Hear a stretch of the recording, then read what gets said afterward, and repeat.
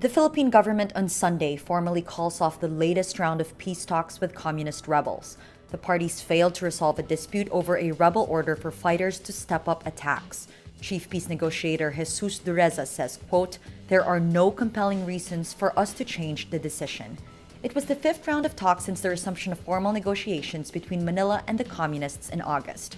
They were meant to address issues such as a joint interim ceasefire, social and economic reforms, and human rights issues. The breakdown of the talks comes as fighting flared Sunday between government forces and Islamist militants in the south.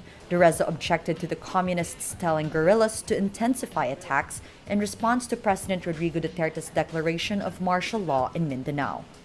Dureza says Sunday the talks would not resume until there were indications of an environment conducive to achieving just and sustainable peace.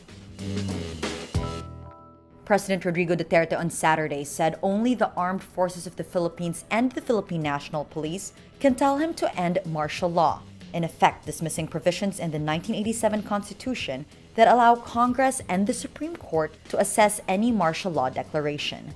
Duterte declared martial law in Mindanao last week after clashes between government forces and Maute Group terrorists in Marawi City. The president said the SC and Congress can't tell him what to do because they are not the ones risking their lives on the battlefield. The 1987 Constitution states martial law must not exceed 60 days, and any extension has to be approved by Congress.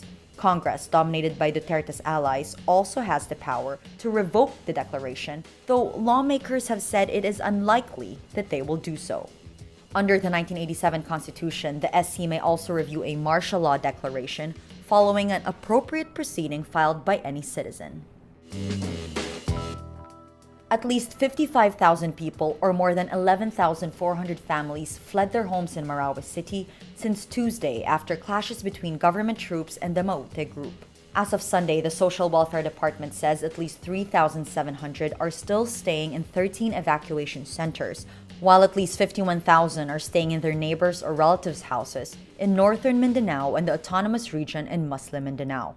Cops also enter Ground Zero Sunday to retrieve dead bodies on the streets. The military earlier said that terrorists have killed 19 civilians in Marawi City. Among the bodies recovered were those of 3 women and a child. Marawi Bishop Edwin de la Peña says he is frustrated with the long wait for updates from the military on efforts to rescue his right-hand man, Father Teresito Soganub, and at least 12 companions.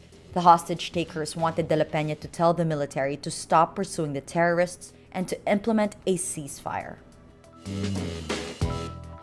The United States Embassy issues a security message to U.S. citizens regarding the full alert status of the Philippine National Police.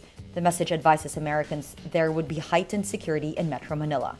This comes after the clashes in Marawi City between the military and Maute Group terrorists that prompted President Rodrigo Duterte to declare martial law in Mindanao.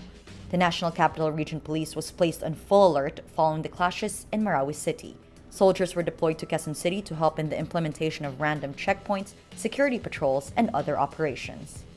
The U.S. Embassy says the alert status is a precautionary measure and is not related to any specific terror threat against Metro Manila. It adds there is an ongoing threat of violence against Americans.